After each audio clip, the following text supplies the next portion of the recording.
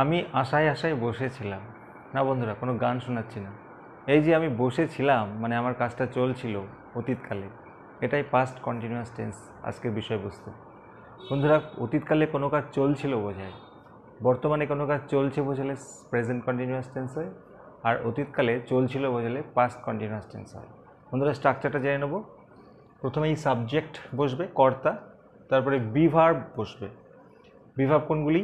Past টেন্সের be verb বন্ধুরা ওয়াজ, wire, এবং তারপরে ভার্বের সাথে আইএনজি যোগ হবে, এবং সবশেষে অবজেক্ট বসবে। এরপর এক্সট্রা কিছু থাকলে কমপ্লিমেন্ট হিসেবে বসবে।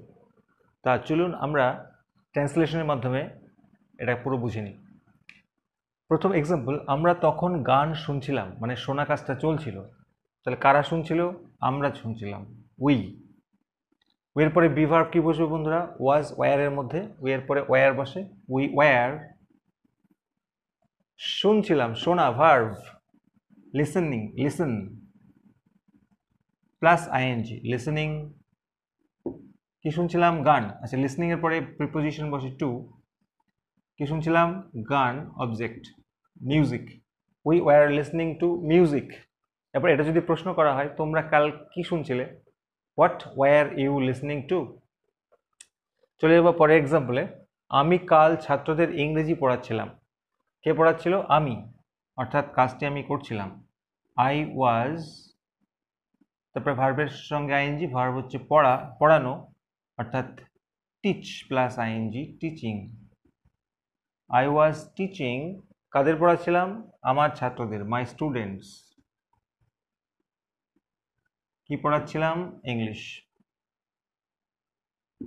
তাহলে I was teaching my students English, আমি ইংরেজি পড়াচ্ছিলাম।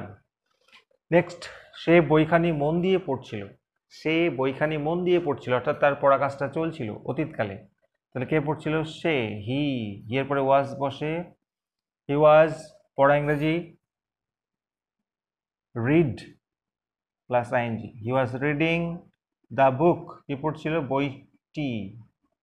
হি was reading the book attentively, মানে মন দিয়ে, মনোযোগ দিয়ে। He was attentively reading the book, এটাও করতে পারি। চলে যাবো পরে এক্সাম্পলে। আমি আশায় আশায় বসেছিলাম, যেটা বলছিলাম, অর্থাৎ আমি যে বসেছিলাম সেটা চলছিল। তাহলে আই ওয়াজ,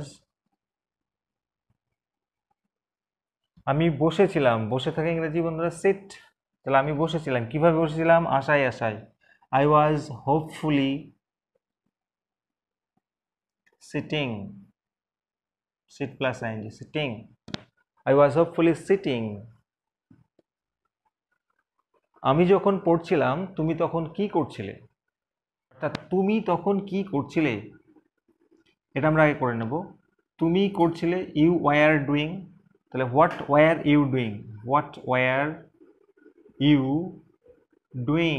প্রশ্নবাচক করার সময়, প্রশ্নবাচক করার সময় ওয়াজ ওয়ারটা সাবজেক্টের আগে চলে আসবে। তাহলে what were you doing?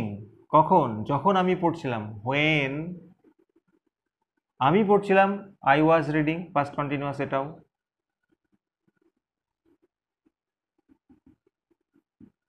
What were you doing when I was reading. চলে যাবো নেক্সট এক্সাম্পলে। যখন আমি ভাত খাচ্ছিলাম তখন আমার বন্ধু এসেছিল। তাহলে যখন আমি ভাত খাচ্ছিলাম, when I was, খাচ্ছিলাম, eating rice, my friend came.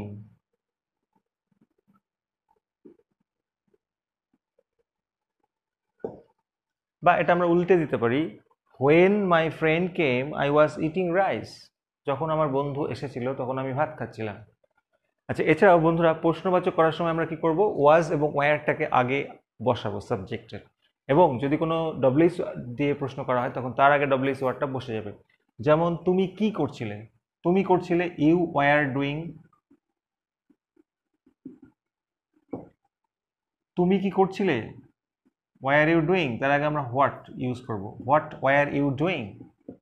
তুমি কখন খেলছিলে, তাহলে হোয়েন ইউ ওয়ার প্লেইং, আমরা ওয়ারটাকে আগে আনবো, হোয়েন ওয়ার ইউ প্লেইং। তো বন্ধুরা, আজকের ভিডিওটা এই পর্যন্তই। যদি ভালো লাগে লাইক করবেন, কমেন্ট করবেন এবং অবশ্যই বন্ধুদের সঙ্গে শেয়ার করবেন এবং চ্যানেলটিকে সাবস্ক্রাইব করে পাশে থাকবেন। যারা অলরেডি সাবস্ক্রাইব করেছেন তাদেরকে ধন্যবাদ জানাই। Thank you so much.